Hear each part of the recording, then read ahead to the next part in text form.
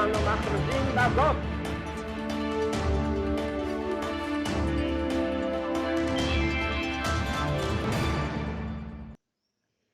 Hello, Shalom.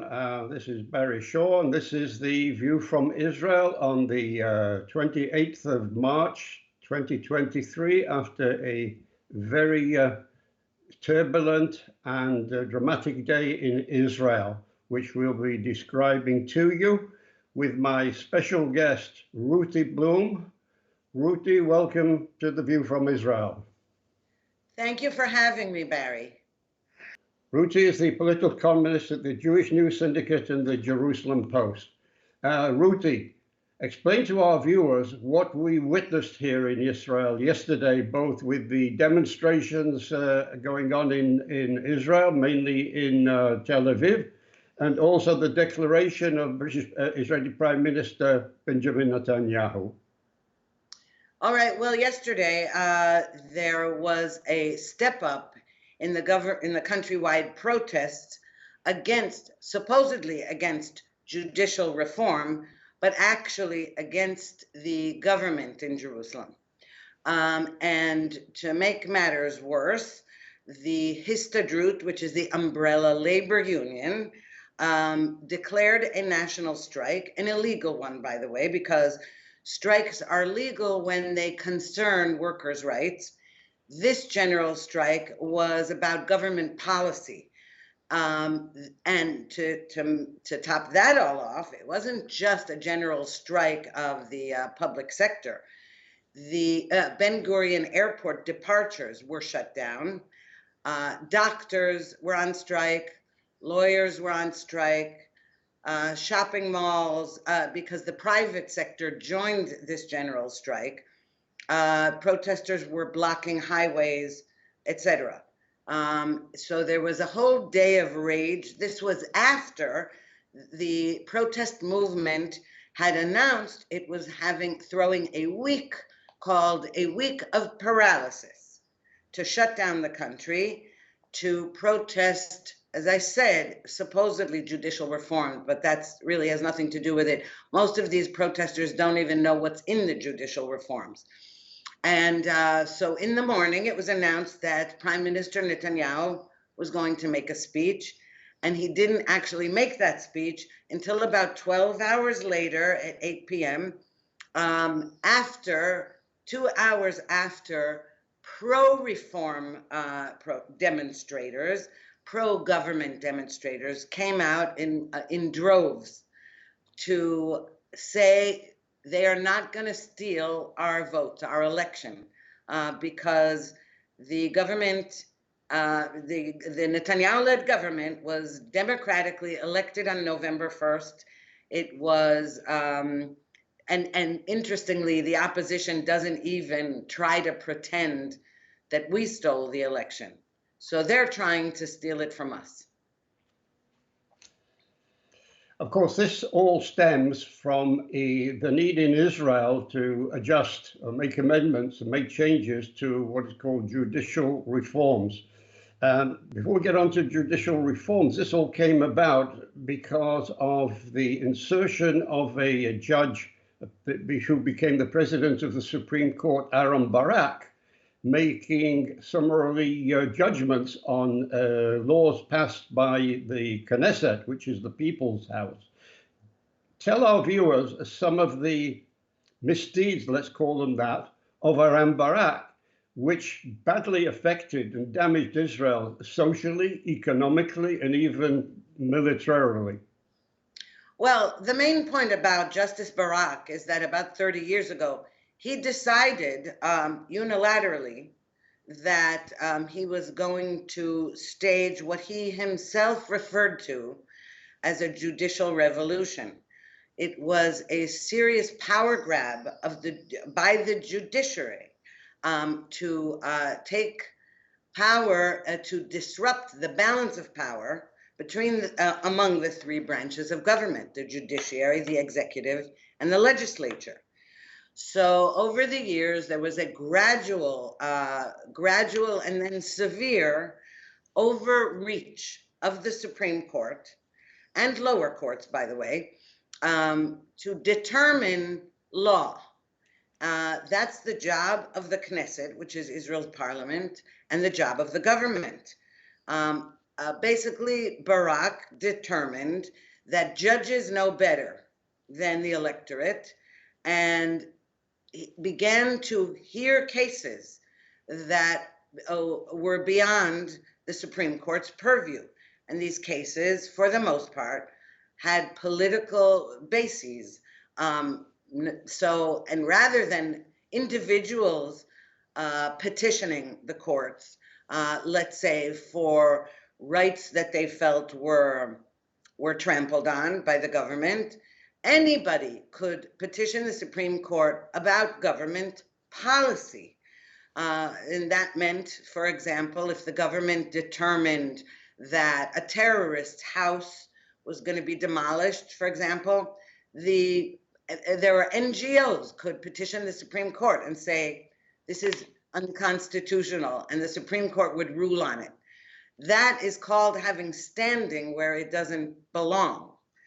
Now, this last election on November 1st, one of the key platforms of the Likud party headed by Netanyahu and other parties that are in the governing coalition right now was to restore the balance of power that had been stolen years ago. Now, and when the government was instated almost 3 months ago, that is what the government proceeded to do, to start to propose bills and pass bills having to do with reforming the judicial system. Now, because there is a majority, a clear majority of the coalition, it was clear that these bills would pass in the Knesset. And opposition members, both in parliament and in the streets of Israel, began to launch a propaganda campaign and enlist foreign governments and foreign NGOs in a campaign to declare that this would, if these laws passed, that would constitute a dictatorship, and that Netanyahu was trying to become an authoritarian dictator in order to stay out of jail. That this was the propaganda campaign launched.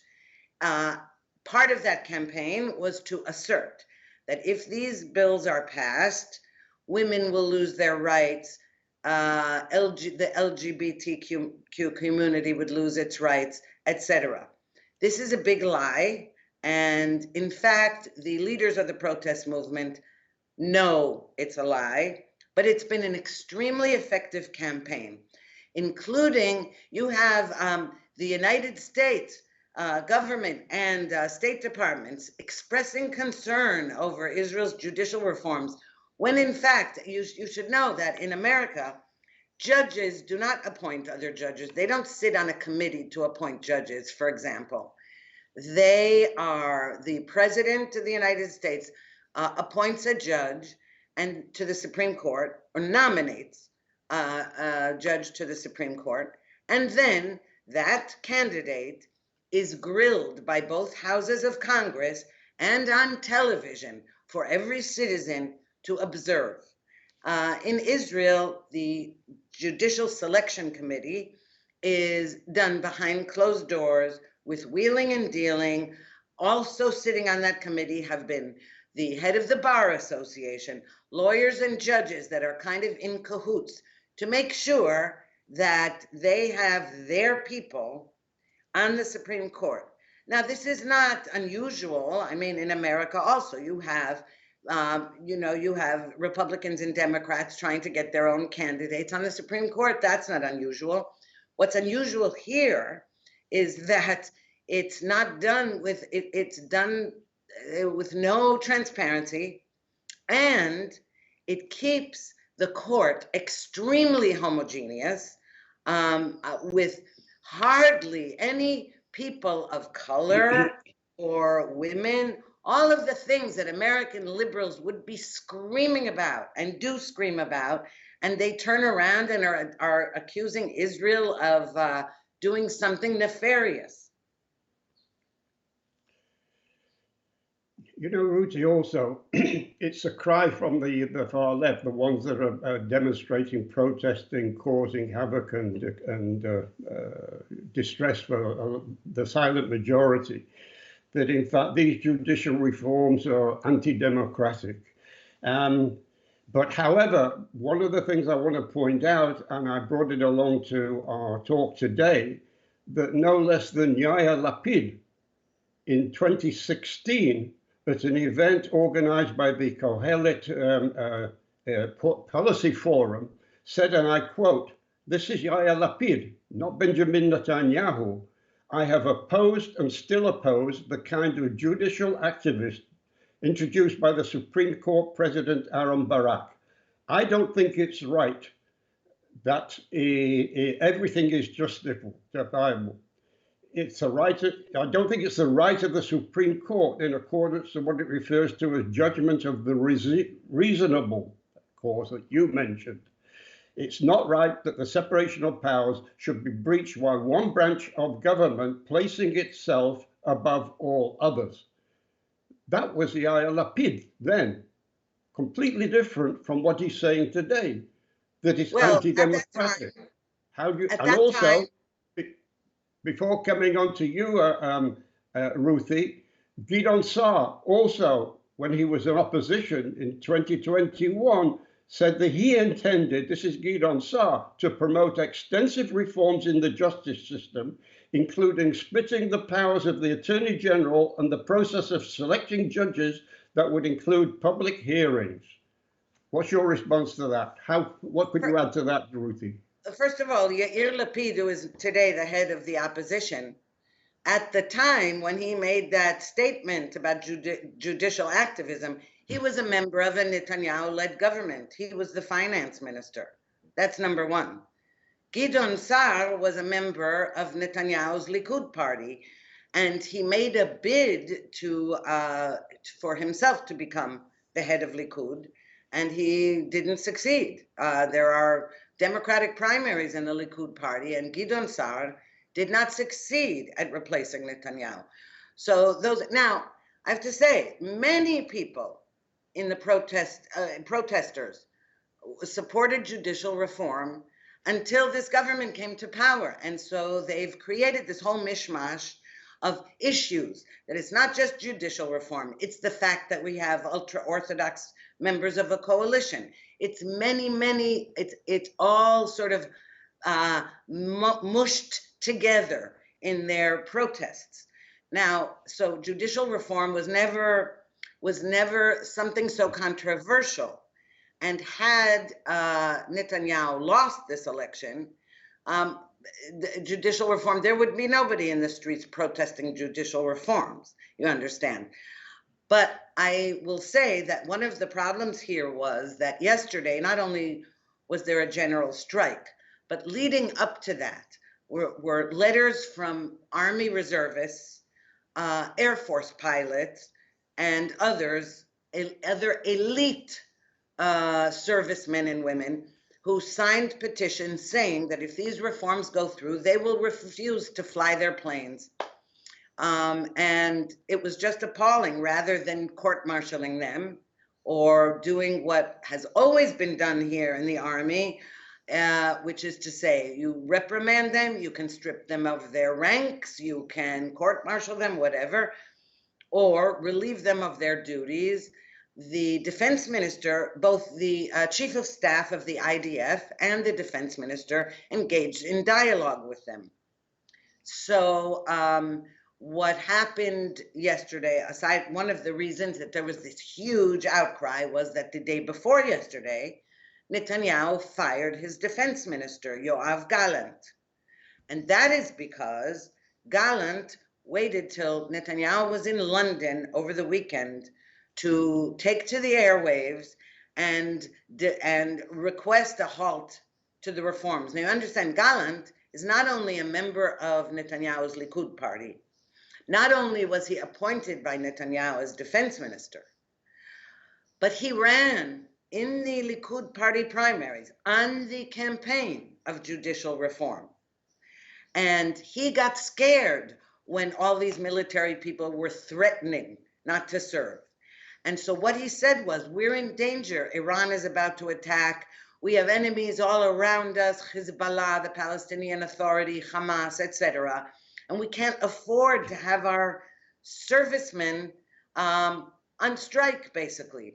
And his response to this was not to call them to task, but to say we should halt the reforms, at least temporarily.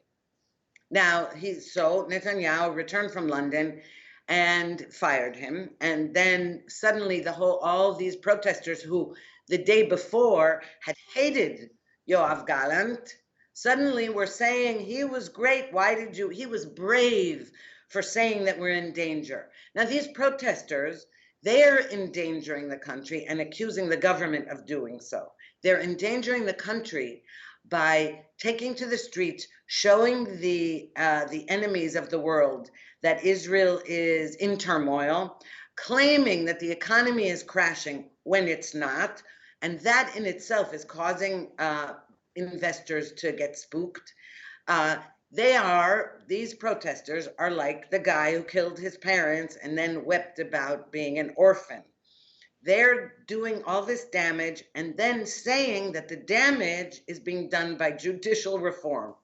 It's a really neat trick, and it has succeeded in showing the world, supposedly, that most of the public is against this government. Now, that is not true.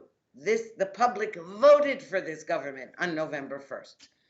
So there is a real battle going on right now, a real ideological battle. And Netanyahu was caught between a rock and a hard place. Because on the one hand, he also, if anybody's aware of the dangers of an Iranian nuclear strike, it's Netanyahu. So he spent yesterday trying to figure out what to do. If he knew that if he put a halt, or even a temporary halt, to the judicial reforms, this would anger his base and all the people who voted for this government. On the one hand, it might even cause his government to fall. And also, on the one, and he also knew that if he gave in, it would be like saying that the protests won, that threats and strikes actually caused him to cave. So he was caught in a very tough position, and all day he was in meetings with his partners, and he was promising them certain, let's say, jobs and certain requests, granting certain requests to prevent them from saying, well, if this is what you're doing, we're going to exit the government. By the evening, he had solved his internal crisis, and then he gave a speech to the nation in which he said, it is like the story of King Solomon with the two women who come and both claim the same baby, and King Solomon calls for a sword and said, okay, we'll slice the baby in half. And one mother says, okay, good, slice the baby in half. And the other woman says, no, don't do that. And that indicated who the true mother of the baby was. And he used that analogy to say that we, on our side, are not willing to split the baby.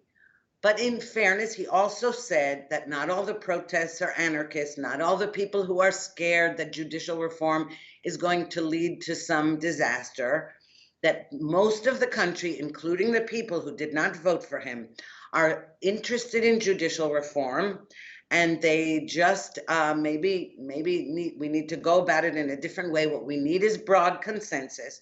So he declared that he was suspending until the end of Independence Day, which is the end of April, to get us through the Passover holiday, which begins next Wednesday. And that's the Passover holiday. And then we also have Holocaust Remembrance Day. We have Memorial Day for Israel's fallen soldiers and victims of terrorism. And then finally, Independence Day. And he said, let us all celebrate and mourn these holidays and somber days together.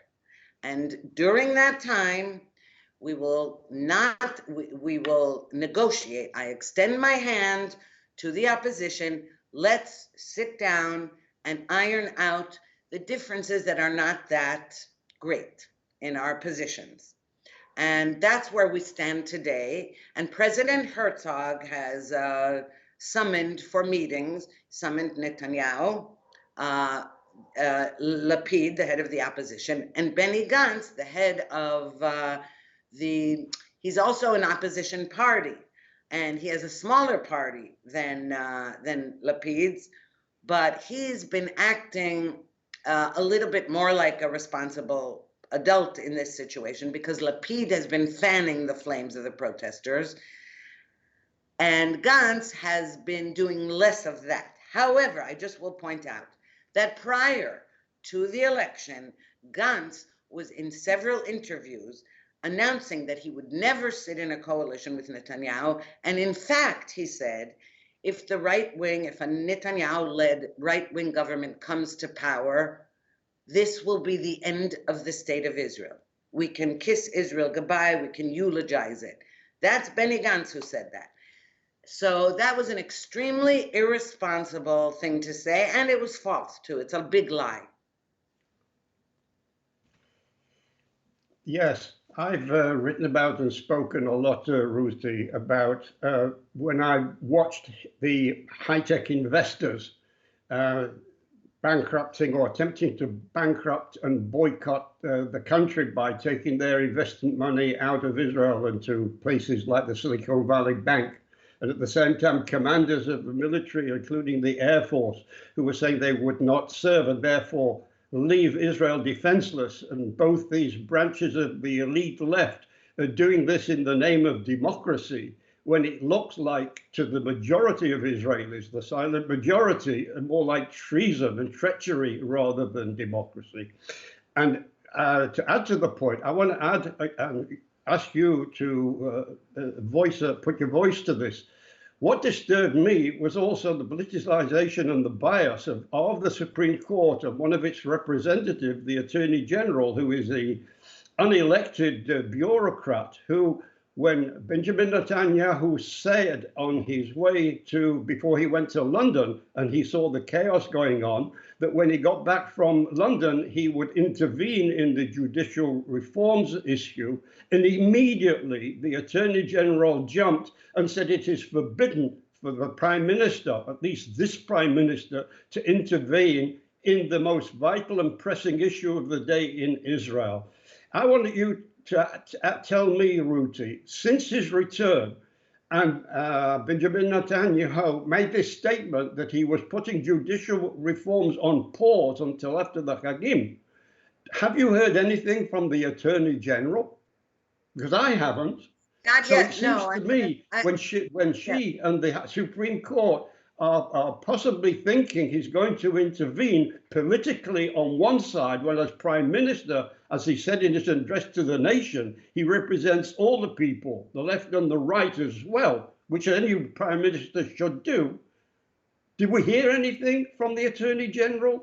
Did she object that the Prime Minister was now actually intervening in judicial reform issues? No, it's not. It's intervening is the wrong word in a way.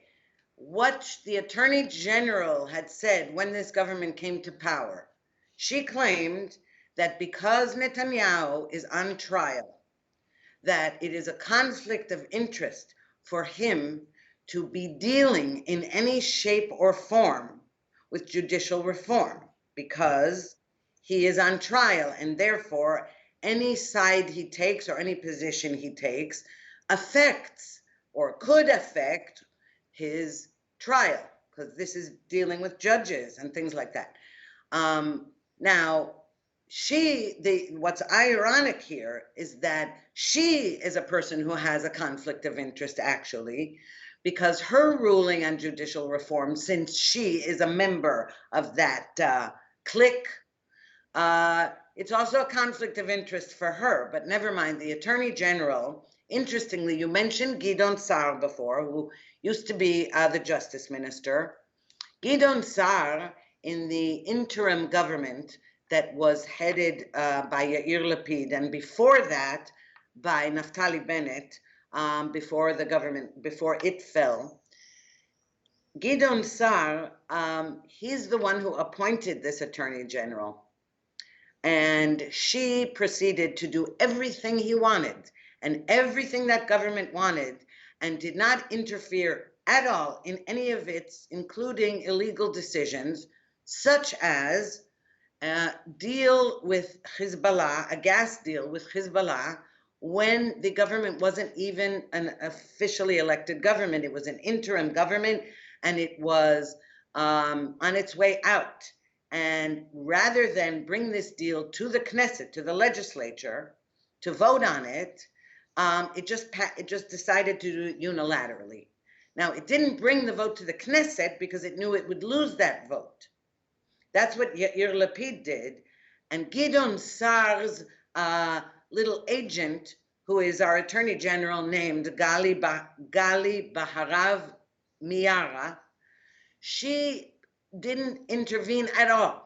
As soon as the Netanyahu government came into power, many on the right said the first thing you need to do is fire her, because she's an enemy, she's your enemy. And the attorney general here, who is supposed to be the government's lawyer, is actually like judge, jury, and executioner.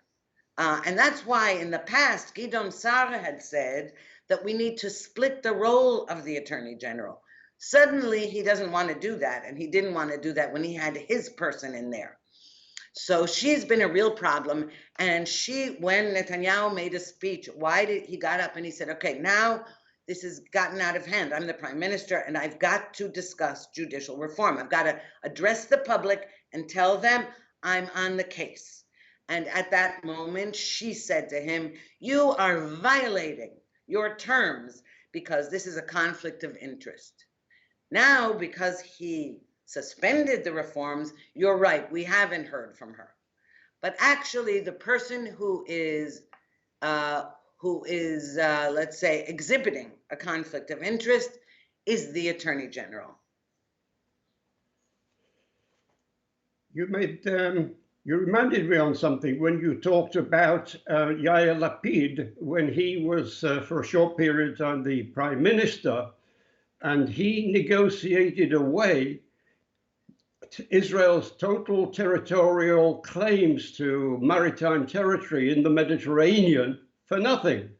He virtually gifted it under pressure from the United States, I guess, to Lebanon. In other words, Hezbollah. No, Barry, it was pressure from Hezbollah, from the Iran proxy Hezbollah in Lebanon.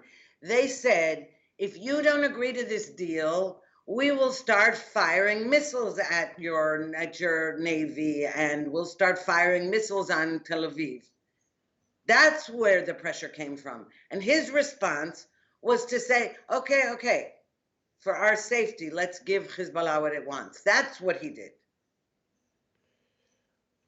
Yes, but people need to understand the danger and the stupidity of this decision by the then Prime Minister Lapid in gifting where we had genuine maritime claims on these waters to Lebanon, as you say, to Hezbollah, who constrains Lebanon, and quite frankly, it now belongs to Lebanon, which makes them even closer. Even if they don't find any sort of reserves of natural energy, it makes them that much closer to the rig that we have. By the way, the point I was coming to, Ruthie, for you to address, is if I set my mind back, one of the decisions taken by Aaron Barak as president of the Supreme Court was to stop a decision taken by the Israeli government to grant contracts to an Israeli company and also another company, I think it was a French company at the time, to carry on the exploration and give them a contract, I think it was a 5-year contract, to actually produce and bring up the natural energy from there. And it was stopped by Aaron Barak. Before I hand it over to you, I want to tell you, as I've told viewers from abroad, one of the damaging effects to this was not only to the Israeli economy, But had Aaron Barak not intervened, Israel would have been supplying Europe with their natural energy supplies and needs this winter, because they are caught up in the Russia-Ukraine war, and they are all suffering a shortage of energy, which we could have been providing them had Aaron Barak not intervened. On the basis of reasonableness, your view?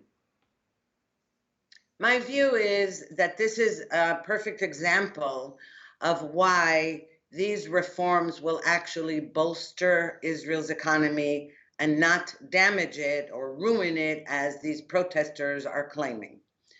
In fact, their investors often get spooked dealing with Israel because the Supreme Court can intervene on contracts between investors and companies.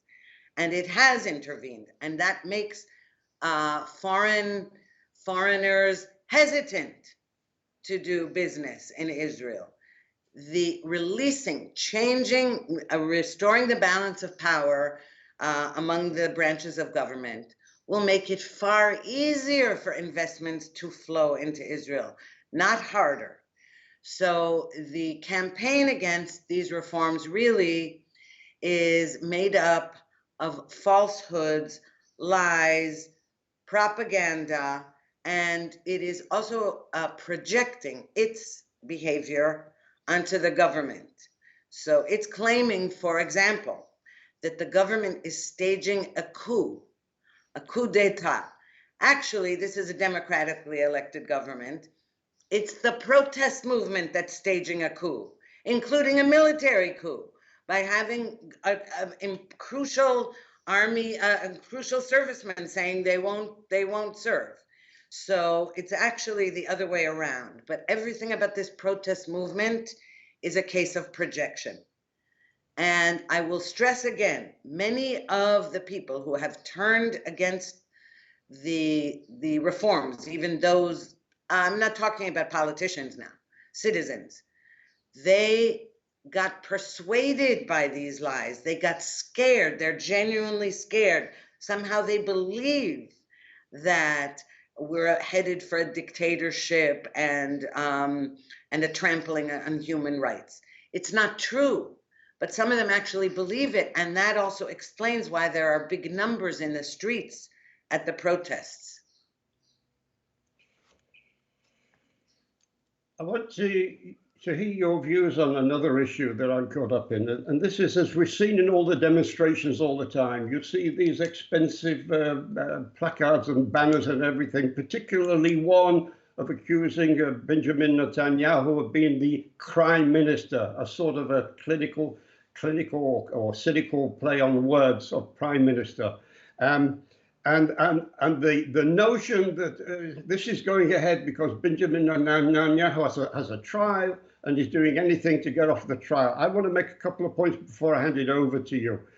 First of all, Benjamin Netanyahu's trial is not being judged over by the Supreme Court. It's like all criminal trials are held in the local courts, in his case, the Tel Aviv court. So it's nothing to do with the Supreme Court. But the other two points that I make is that the people pushing it, as for instance, the current Justice Minister, Levine, when he entered the Knesset for the first time in his inaugural speech of the Knesset, I think it was 2008, said that his prime motion of being in the Knesset is to do something about the much needed judicial reform. This was before there was any suspicion or claims or whatever of any misdemeanors by Benjamin Netanyahu. The same applies also for Simcha Rotman, who is also heading one of the committees to do with judicial reform. Even after he says in a meeting at in the Knesset to certain jurists from abroad that, in fact, since leaving law school, it was his mission to improve Israel's political and justice system by helping make judicial reforms. And this, again, was before Benjamin Netanyahu was accused of anything.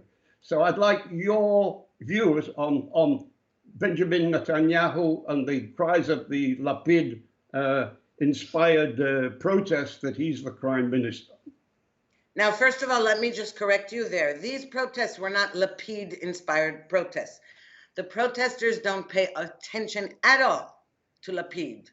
The people heading these protests are former, for example, former Prime Minister Ehud Barak and former Defense Minister Moshe Bogi Ya'alon. But nobody considers Lapid a leader of anything right now. So just let me make that clear. But as I said, these protests aren't about judicial reform. They are about Netanyahu. Now, the Prime Minister protesters began actually during the coronavirus pandemic. They were the only protests allowed to take place because we were all told to stay home and not gather in crowds. And but Netanyahu himself said, I cannot forbid those protesters from coming out in droves every Saturday night to tell me, to demand my ouster, because then it'll look like I'm, hampering free speech. Those protesters carried black flags and signs saying crime minister, and saying, Bibi, go home, get out, go home, for months and months and months, okay? Now, that same group, that core group of the crime minister protests with the black flags, are doing this now over judicial reform. As I said, it's not over judicial reform. And they replaced their black flags with the Israeli flag, as though disguising themselves as we are the true Zionists, we are the true patriots, and all we want is to protect our democracy from these draconian reforms. It's a lie.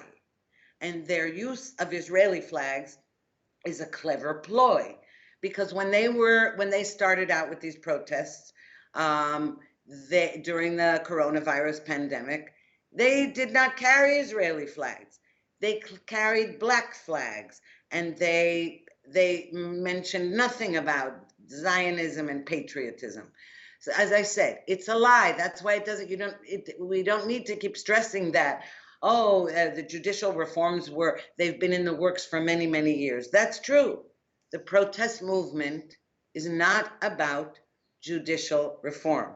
It is about, and by the way, the leader of the Labor Party, the reservists, a whole bunch, the high-tech people, all announced today that in spite of Netanyahu's pause in the process, that they're going to keep protesting until he's out of office. Now, when I say to people, when I've debated people and I've said, okay, you want him out of office? Next election, vote him out of office. And their response is, if these reforms go through, there won't be a next election because the government will ban elections. Now, this is the biggest lie of all, and it's insane. And anyone who believes it about Israel is an ill-wisher. And anyone outside of Israel who buys that is only too happy to feel justified in BDS and anti-Semitism and anti-Zionism. That's all. And shame on that protest movement for encouraging Israel's enemies abroad. And finally, I want you to address this issue. My thesis is that the protest that we're seeing is not about judicial reforms at all.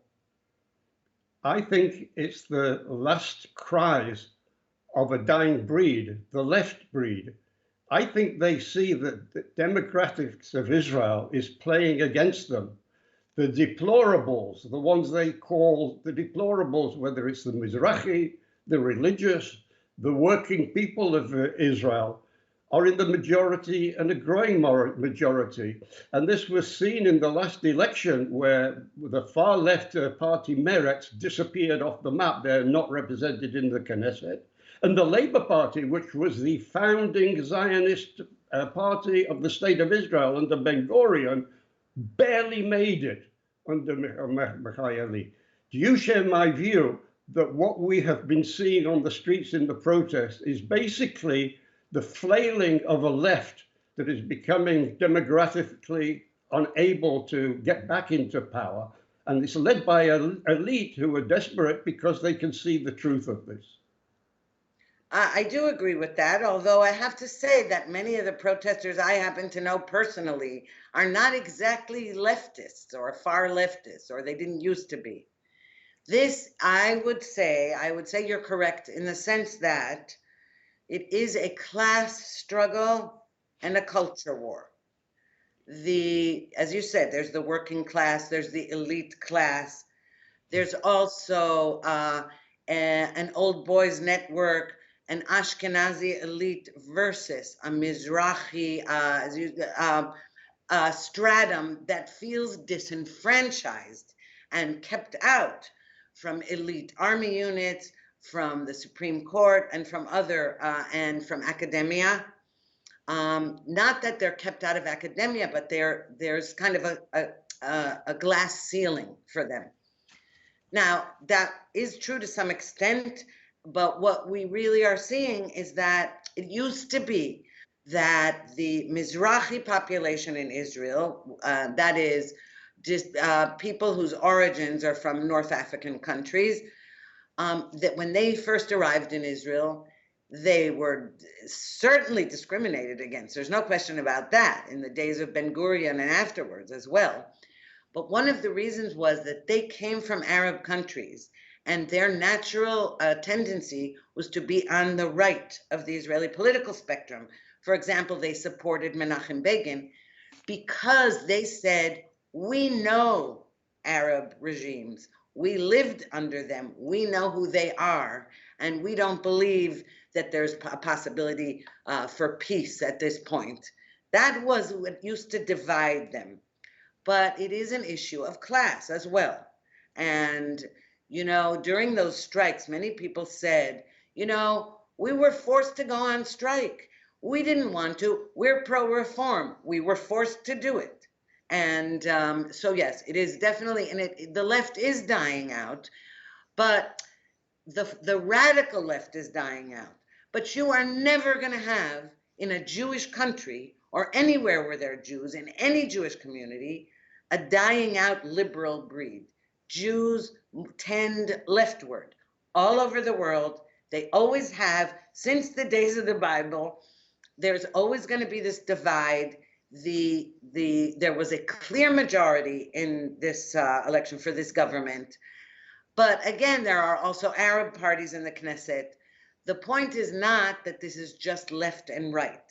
It's that Jews tend to be liberals. They tend to right away side with anyone who attacks them or try to appease anyone who attacks them.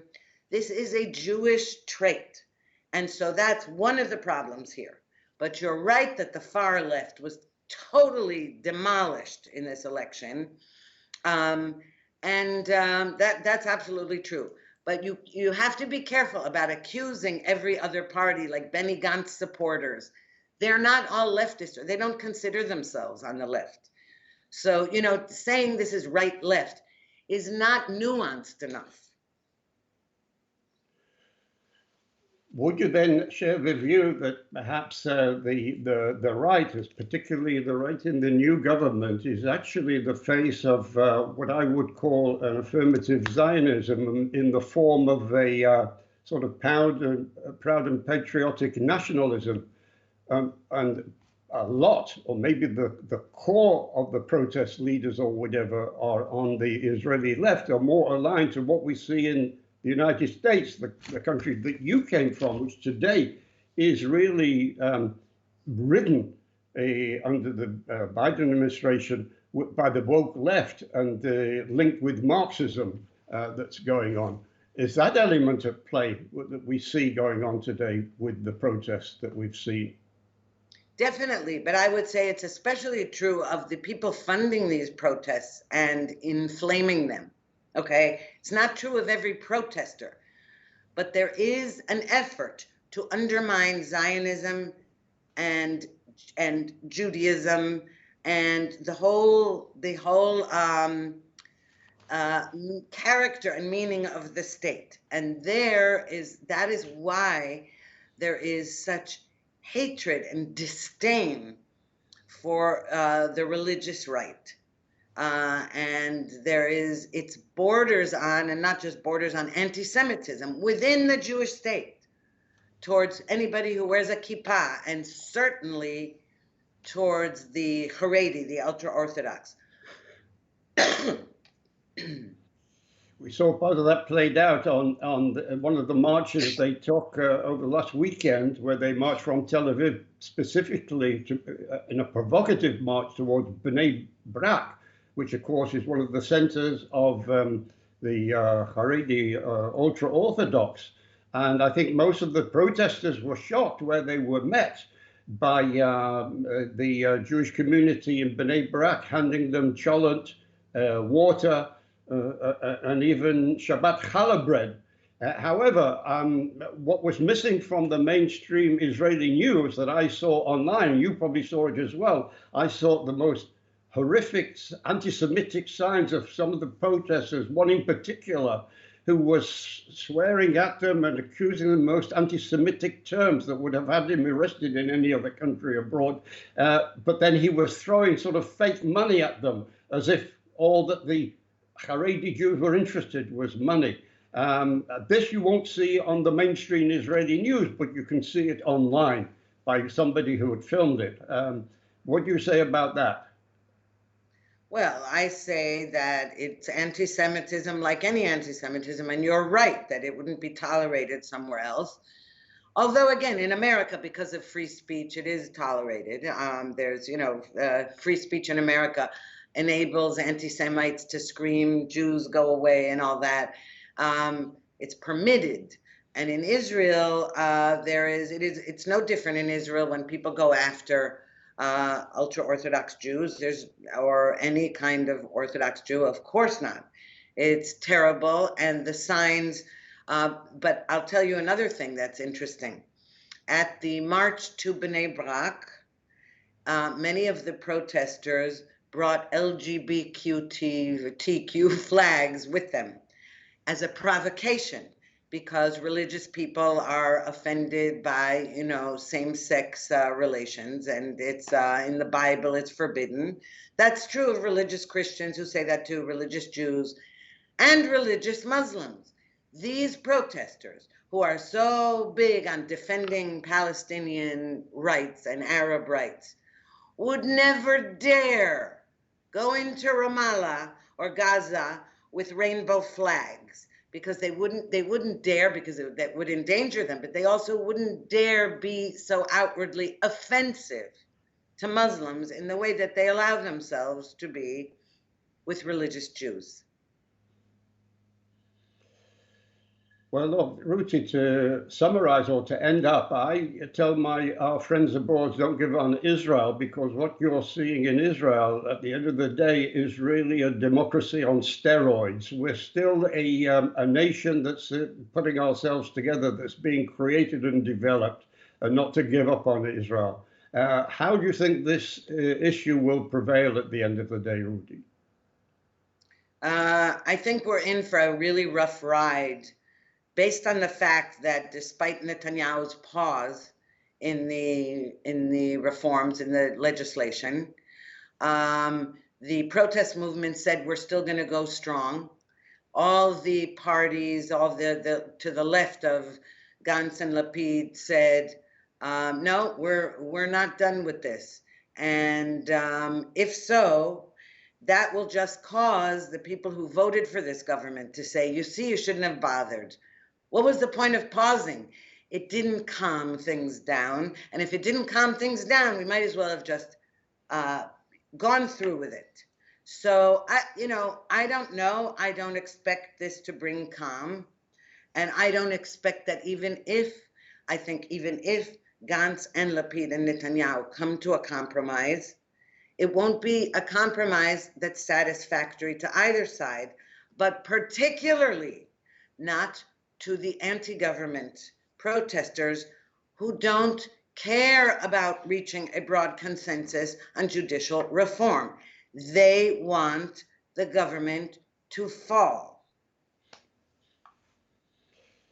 Well, Okay, on that note, Ruthie, I want to thank you very much. I hope you'll allow me to interview in the other end of this thing when we get beyond Pesach and Yom HaShoah and Yom Ha'atzmaut and things begin again. I want to invite you on to keep the dialogue going and keep our viewers informed. Sure, I'd be happy to. This is a serious problem we have right now, but I'm sure Israel will prevail, and we hope we've informed you of maybe some of the issues and the things you didn't know about. Thank you for watching me, Ruthie, and bye from The View from Israel.